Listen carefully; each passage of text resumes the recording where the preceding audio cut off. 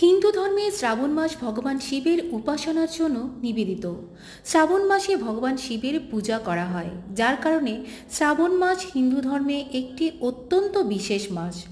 এই বছর 2025 সালে শ্রাবণ মাস 11 জুলাই থেকে শুরু হয়ে 9 আগস্ট পর্যন্ত চলবে। শ্রাবণ মাস ভগবান শিবের অত্যন্ত প্রিয়, যার কারণে শিব ভক্তরা প্রতিদিন তার সেবা ও ভক্তিতে এই মাসে মগ্ন থাকেন। শ্রাবণ মাসে শিবলিঙ্গের জলাভিষেক এবং তার প্রিয় জিনিসপত্র নিবেদন করে সকল ধরনের ইচ্ছা পূরণ করা হয়। হিন্দু পঞ্জিকা অনুসারে এই বছর শ্রাবণ মাস 11 জুলাই থেকে শুরু হবে এবং 9 আগস্ট 2025 পর্যন্ত চলবে। এইভাবে শিব ভক্তরা শ্রাবণ মাসে শিবের উপাসনা করার জন্য পুরো 30 দিন সময় পাবেন। শ্রাবণ মাসে পড়া প্রতিটি সোমবারের বিশেষ তাৎপর্য রয়েছে। শ্রাবণ সোমবার উপবাস এবং শিবের পূজা করলে সকল ধরনের ইচ্ছা পূরণ হয়। এবার শ্রাবণ মাসে মোট 4টি সোমবার উপবাস পালন করা হবে। শ্রাবণ মাস হল ভগবান শিবকে সন্তুষ্ট করার এবং নিজের ইচ্ছা পূরণের উৎসব।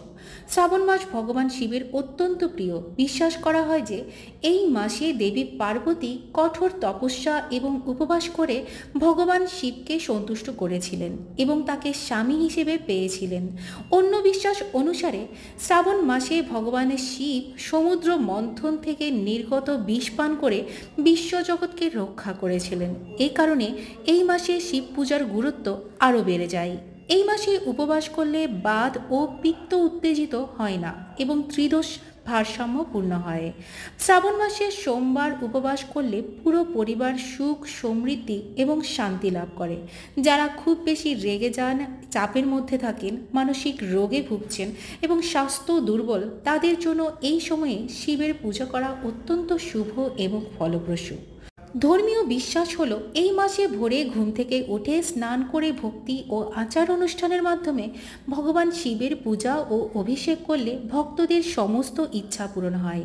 তাদের কোনো ধরনের ভয় থাকে না। বিবাহিত মহিলাদের জন্য এই মাসে উপবাস রাখা এবং শিবের অভিষেক করা বিশেষভাবে উপকারী, যাতে তাদের সৌভাগ্য বৃদ্ধি পায় এবং অবিবাহিত মেয়েদের দ্রুত বিবাহ হয় এবং সৎ স্বামী পাওয়া যায়। শিব পুরাণ অনুসারে ভগবান শিবকে নিবেদিত পদার্থের বিভিন্ন উপকারিতা রয়েছে। আসুন জেনে নেওয়া যাক কোন কোন উপাদানে ভগবান শিবের অভিষেক করলে কি কি ইচ্ছা পূরণ করা যায়। যারা বিবাহ করতে চান তাদের জন্য দুধ, বেলপত্র, গঙ্গাজল, শমীপত্র, নারকেল জল, ভাং, খোয়া, মিষ্টি এবং গোলাপি রঙের গুলাল দিয়ে শিবলিঙ্গের অভিষেক করা উচিত।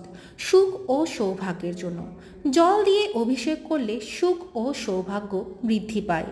সন্তান লাভের জন্য দুধ দিয়ে শিবলিঙ্গ অভিষেক করলে শুভ বংশ লাভ হয়। খ্যাতি ও রোগ মুক্তির জন্য আখের রস দিয়ে শিবের অভিষেক করলে খ্যাতি লাভ হয়। মধু দিয়ে অভিষেক করলে ঋণ থেকে মুক্তি পাওয়া যায়।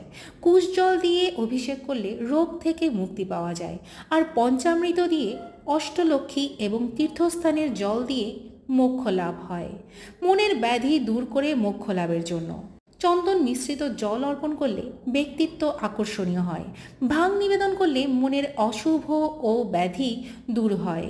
তীক্ষ্ণ বুদ্ধির জন্য শিক্ষার্থীদের চিনি মিশ্রিত দুধের ধারা অর্পণ করা উচিত। গঙ্গা জল দিয়ে অভিষেক করলে আনন্দ এবং মোক্ষ উভয়ে লাভ হয়। চলুন আমরা পুরো শ্রাবণ মাসে ভগবান শিবের আরাধনায় নিয়োজিত থাকি। এভাবে উপবাস করে ভগবান শিবের আরাধনা করলে শ্রাবণ মাসের সোমবার আমরা আমাদের সমস্ত মনের ইচ্ছা এবং কামনা বাসনাগুলো পূরণ করতে পারবো। ভিডিওটি কেমন লেগেছে সেটি জানাতে ভুলবেন না, আর সাবস্ক্রাইব করে সাথে থাকার অনুরোধ রইল। ধন্যবাদ।